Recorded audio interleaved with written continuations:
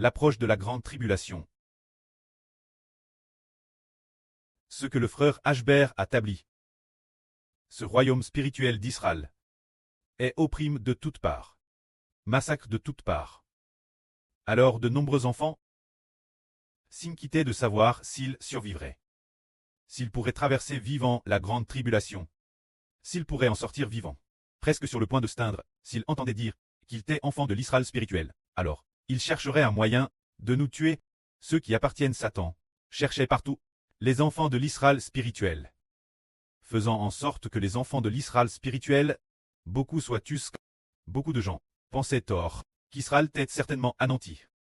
Que le royaume spirituel d'Israël était certainement détruit. Mais ce qui est merveilleux, c'est qu'une voix a dit qu'ils sont beaux ceux qui apportent la bonne nouvelle, qui annoncent la paix, qui annoncent la rédemption et la GRS, et qui disent Sion, ton Dieu règne. Ses pieds sur les montagnes. Qu'ils sont beaux, c'est dire, au moment Madame O Israël, t'es sur le point de s'éteindre, Éternel le Dieu d'Israël. Ergenier dans les cieux. Sur la royaume de la terre. Oui, comprenons que le Dieu d'Israël est le créateur de toutes choses. Le Précleste, l'Éternel, a créé toutes choses. Tout a été créé par lui. Mais le pouvoir de régner sur l'humanité a été remis au pouvoir du diable. Le diable, depuis le jardin d'Éden, a trompé Adam et Ève. Après le PCH, le diable a RGN sur l'humanité, jusqu'à la fin du monde. Mais alors que le règne du diable était sur le point de se terminer, Dieu a repris le pouvoir de régner sur l'humanité. Ainsi, le Précleste a eu le pouvoir de sauver Israël. Au moment Madame O Israël était sur le point de s'éteindre, le Précleste a patient. Jusqu'à ce que Satan le diable, durant les derniers 3 ans et demi, Satan le diable, dans le ciel, soit précipité sur la terre par l'archange Michel. Ce moment-tel, le Précleste et le Seigneur ont RGN dans les cieux. C'est pourquoi nous proclamons ton Dieu l'Éternel règne. Ainsi nous proclamons que le Précleste l'Éternel règne et gouverne l'humanité. Le pouvoir est revenu entre les mains de notre Précleste. Auparavant il était entre les mains de Satan. C'est pourquoi les enfants d'Israël étaient attaqués par Satan. Maintenant le pouvoir de régner sur l'humanité est revenu entre les mains du Précleste l'Éternel. Il y eut alors de nombreux cris de joie. C'est pourquoi il est dit ici, écoute, c'est la voix de tes sentinelles. Elles lèvent la voix, elles poussent ensemble des cris de joie. Les sentinelles de qui? Les sentinelles du royaume d'Israël.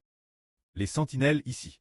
Il semble que ce ne soit pas seulement le frère Ashbert, mais aussi les 24 vieillards, les 12 toiles, ainsi que certains frères et sœurs honorables, qui sont devenus des sentinelles, veillant et guettant, attendant que le Précleste règne, attendant le Précleste et le Seigneur, hernier dans les cieux. Nous avons triomphe, et après une voix proclame notre Précleste Jéhovah règne. Alors, tous ceux qui attendaient que le Précleste règne, qui attendaient qu'Israël soit sauve, ont tous poussé des cris de joie. Ce moment-tel, il est dit, car, quand Jéhovah retourne Sion, ils le verront de leurs propres yeux. C'est dire que, ce moment-tel, Dieu retourne enfin Sion. Alors, le Précleste semble aux frères et sœurs, qui entendent leurs oreilles. Frère Ashbert, pourquoi notre Précleste semble-t-il ne pas avoir beaucoup de pouvoir? Pourquoi est-ce maintenant le diable qui règne? Pourquoi n'est-ce que ce moment-tel que le Précleste commence à régner? C'est pour une raison. Le Précleste a fait une alliance. Quand est-ce que il retournera enfin Sion? Ce n'est que lors des 3 dernières années et demie de Satan qu'il viendra Sion, qu'il viendra dans son royaume, pour enfin prendre Israël, l'Israël spirituel. Pour lui-même, comme il est dit ici. Il est dit ici. Car Jéhovah, quand il retourne Sion, ils le verront de leurs propres yeux. C'est dire, ce moment-tel, Dieu retourne dans son royaume. Mais, avant cela, le Précleste semble ne pas retourner dans son royaume. C'est tout comme une femme qui a un mari, mais le mari ne retourne pas auprès de sa femme. Alors la femme est maltraite de la femme. Ses enfants de la femme, les enfants aînés de la femme, sont aussi maltraités.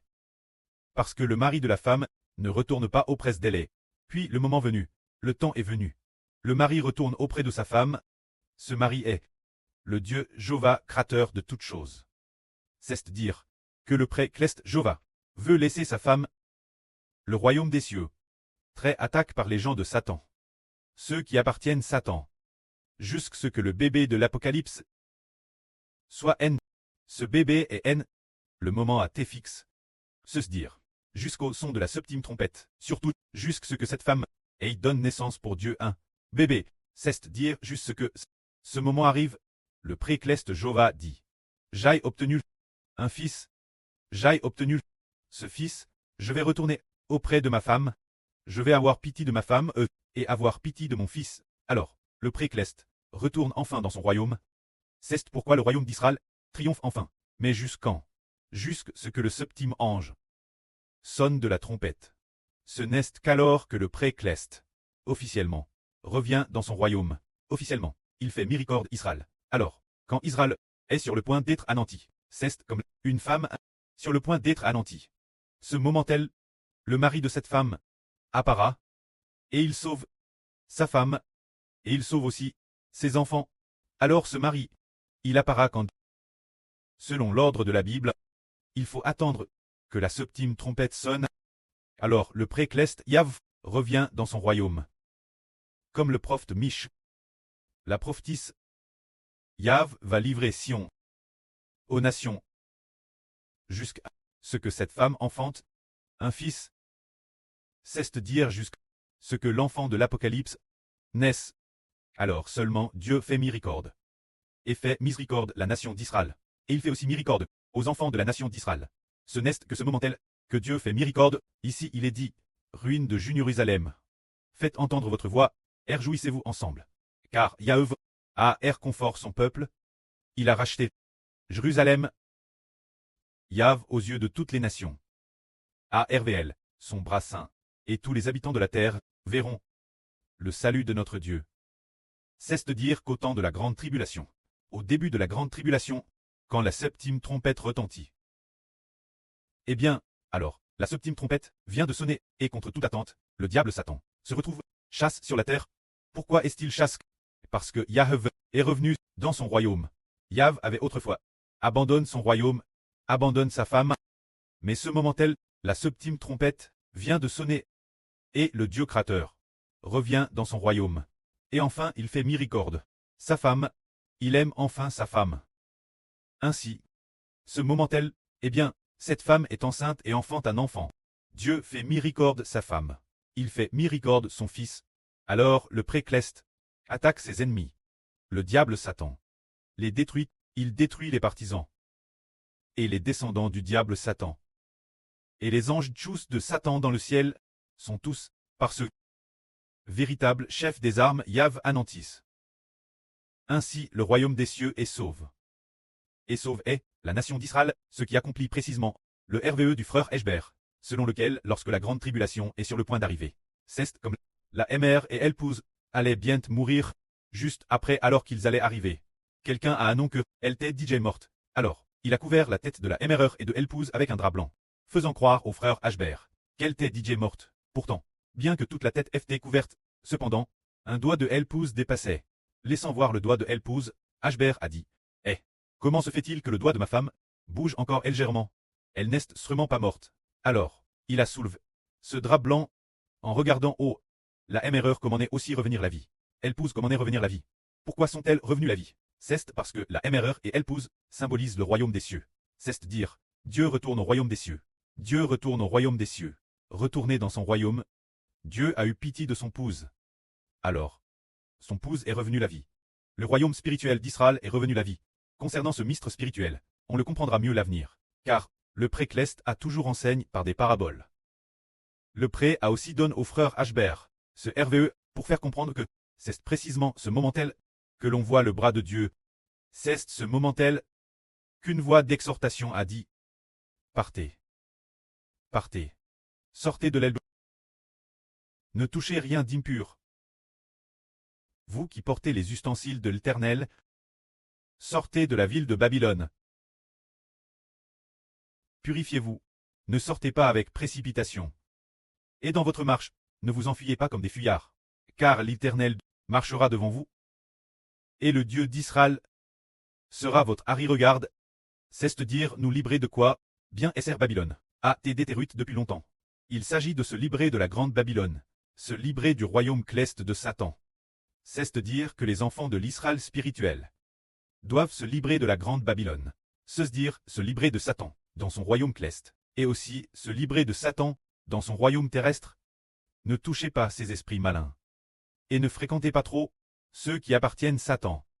Car nous devons nous purifier. Alors quel genre de personne deviendra impur? C'est celui qui s'approche de ceux qui appartiennent Satan. Qui s'approche de Satan, qui s'approche des anges tchous, ou qui s'approche de ceux qui appartiennent Satan. Cela rendra impur. Alors, le prêtre nous enseigne en disant « Partez, partez », ce qui signifie s'éloigner de la grande Babylone. Et au moment de partir, n'ayez pas peur, car le prêtre céleste depuis le ciel va faire s'effondrer la grande Babylone. TRS bien, nous n'avons donc pas à avoir peur. C'est ce moment tel qu'il a été prophétisé au sujet d'une telle personne. Dieu a dit « Voici, mon serviteur prospérera. Il sera au plat. » Lève et TRSO. De Madame qu'il a été pour beaucoup un sujet de stupeur. Tant son visage était défigure au point de ne plus très humain. Et son aspect était altre, au point de ne plus ressembler à un trait humain.